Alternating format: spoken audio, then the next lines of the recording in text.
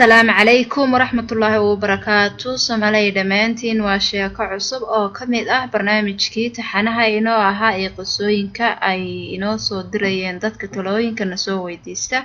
waxaan u mahad celinayaa dadkana la wadaagaya qosooyinka ay noloshooda ka soo wajaheen. waxaan kale u mahad celinayaa dadka aqliga u saaxiibka ah ee talooyinkooda ugu deeqa dadka u baahan talada. dadkuna waa isku wada baahan yihiin markasta, ma jiro qof kaligiis isku filan ee qof kastaaba waa u baahan yahay talo iyo tusaale. talada adiga maskaxdaada ka maqan waxaa la dhahaa waxay ku jirtaa walaalka maskaxdiisa.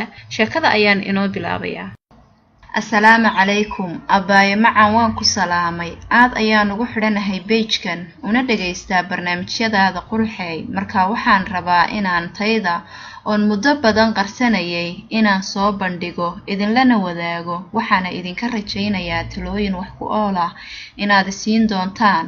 haddaba aan bilaabo sheekada. abaaye wiil ayaan anigoo yar jeclaa, saaidna u jeclaa. nasiib darro intuu i wanaajiyay si fiican iima soo doonan ee wuxuu iga dalbaday inaan ismehersano meher qarsoon.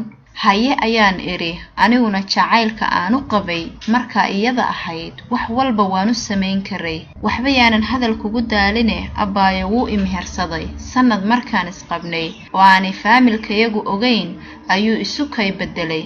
aad ayuu ii xumeeyey isaga oo weliba iigu hanjabay inuu igu dafirayo hadday soo baxdo inaan ku qabo ama uur iyo wax lamid ah uu soo baxo. wuuna i furay. aniga niyad jab iyo dhibaato ayaan dareemay. naftaydii ayaan nacay. qalbiga ayaan bukaan ka noqday.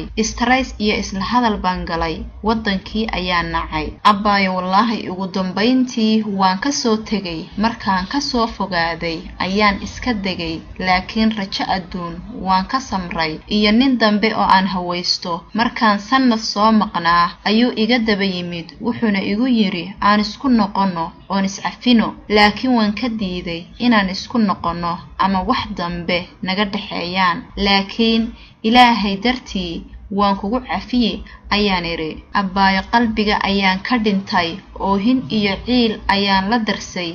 inuu noloshaydii ku ciyaaray ayaan dareemay oon gabarnimadeydii iyo mustaqbalkaygiiba waayay. rag badan ayaa isoo hawaystay, waana diiday waayo waxaan ka baqay inay ogaadaan inaanan gabar ahayn markaan isku xumaano. aniga si aan yeelo ma aqaano, waan jaah wareeray. wallaahi muddo kadib wiil ayaan xiriir la sameeyay. inaan gabar ahay ayuu ii haystaa oo inaan garoob ahay ma oga. guur ayuu ii soo bandhigtay, waana diiday. sabab markuu yirina waxaan ku iri diyaaruma ihi hadda.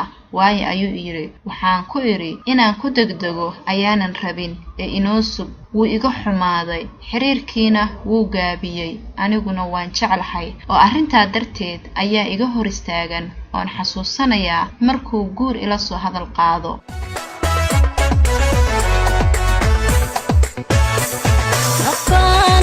sabana badan kunga samirka joogto kay sugaysay anigu intuu saashada yaxtiga sabaaliyo been kuwaday.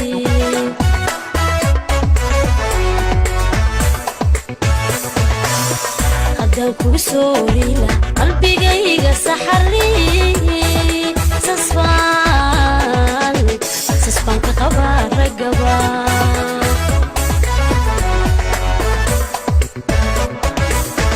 haddaan kugu soo rila qalbigayga saxari sasbaan ka qabaa ragaba.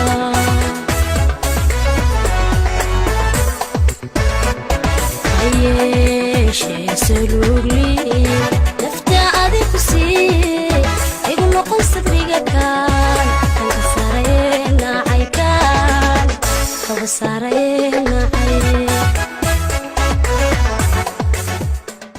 aad ayuu iiga xanaaqay markaan diiday guurka.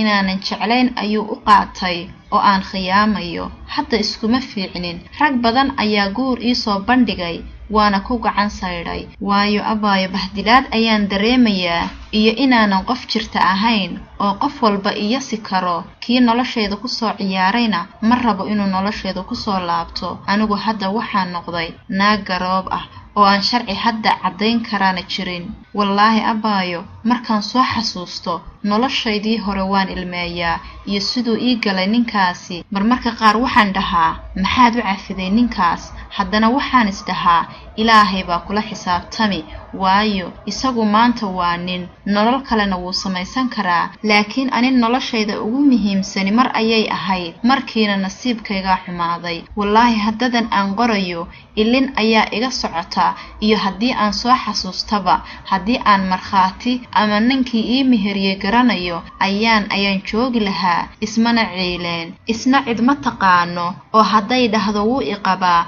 meelay ka rumayso ma helayso ayuu is yiri cidna ma oga laakiin haddii bila aadamku ogeyn allah ayaanay waxba ka qarsoomin Suleekha abaayo macaan waxaan idinka codsanayaa adiga iyo ummadda Soomaaliyeed ee ku taxan page-kan inaad ila talisaan waayo jahadii ayaa iga luntay iyo mustaqbalkaygiiba hadda waxaan isu arkaa inaanan rajo iyo mustaqbal adduun oo dambe lahayn oo aan qof dhintay ahay haddii aan nin guursado oo aanu qariyana inaan ceeblay ahay oo aan ka dhimanayo agtiisa ayaan dareemay waan idin baryaa talooyin isiiya iyo waxaan sameeyo waayo talooyinkiinu waa ii muhiim waad mahadsan tahay Suleekha qof wanaagsan oo garyaqaan ayaa tahay fikirkaaga iyo taladaadana waan ku qanacsanahay dadweynaha Soomaaliyeed ee sharafta leh ee ku xiran page-kan waxaan idinka rajaynayaa talooyin wax ku ool ah walaalayaal gabar Soomaaliyeed oo niyada ka gubanaysa ayaan ahay mahadsan idin dhammaantiin waan idin salaamay assalaamu calaykum وعليكم السلام ورحمة الله وبركاته وادكم هادسانتها شيكada aad nala wadaagtay waxayna cashar u tahay dad badan oo ku kici lahaa falkan oo kale horta walaashay waxaan leeyahay marka koobaad aad baan uga xumahay xaaladda murugada leh ee aad ku sugan tahay waqti xaadirkan in muddada dheerna aad ku soo dhex jirtay waana kula dareemayaa xanuunka aad dareemayso qof kastoo bini aadama waa qaldama bini aadamkana waxaa loo ciqaabaa qaladka ay galeen ilaahay cidna ma dulmiyo qof kastana goonidiisa ayaa loo xisaabin qofna waa loo soo hormariyaa qofna gadaal iyo aakhiro ayaa loogu dhigaa ilaahay gadaal inooguma dhigo dambi aan galay ee xanuun kasta oo adduunka korkiisa aad ku marto dambi ayaa lagaaga rogayaa marka ku samir dhibka kuna xamdi ilaahay midda kale hal shay iska ilow qof bini aadama armu sidaa idhaha ama wax xun igu tilmaama iska ilow weligaana daacadda ha ka tegin ilaahayna tala saaro ilaahay kuma khasaarinayo bini aadama ma noolid naftaada ayaad u nooshahay iyo inaad ilaahay caabudo kii doonayo inuu ku guursado inta aadan jeclaan runta u sheeg hadduu qof caqli leeyahay wuu kugu aqbali haddii uu caaq yahayna waxba kaaga lama maqna waxna kaalama tegayo waayo maba aadan jeclaanin midda kale jirta ayaa waxa ay tahay qof shariif ah ma jiro qof qalad aan gelin dunidan korkeeda ma saarna laakiin qof kasta waxaa la weyn qofka kale dambigiisa waayo waa khalad ka duwan khaladka uu isagu samaynayo ama uu markaas ku jiro waxaa laga yaabaa qof baa qof dilaya markaas waxa dhici karta inuu la yaabo qof sinaystay mid baa been sheegaya waxaa laga yaabaa inuu la yaabo mid khamri cabaya mid baa xam badan waxaa laga yaabaa inuu la yaabo mid qaad cunaya cajiib bal inaad qof xamato oo walaalkaad hilibkiisa ceerin cunto iyo inaad qaad cunto keebaa daran baladba marka walaashay sidaan hore kuugu sheegay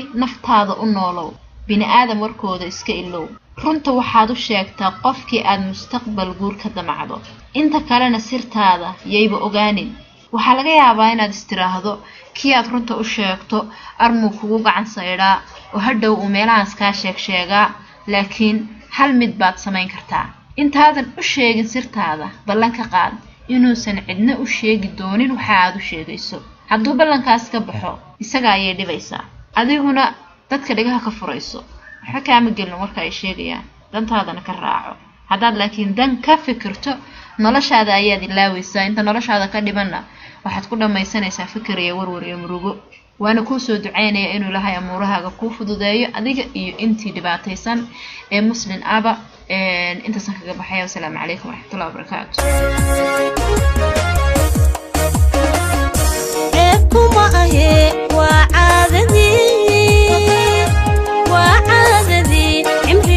يقين عمري لو يقين عيبكم أيه وعادتي عمري لو يقين عمري لو يقين إني روح عضوك القعيل عديبا القعيل عديبا إلا كغتغا إلا كغتغا إني روح عضوك القعيل عديبا القعيل عديبا إلا كغتغا إلا كغتغا بدلاً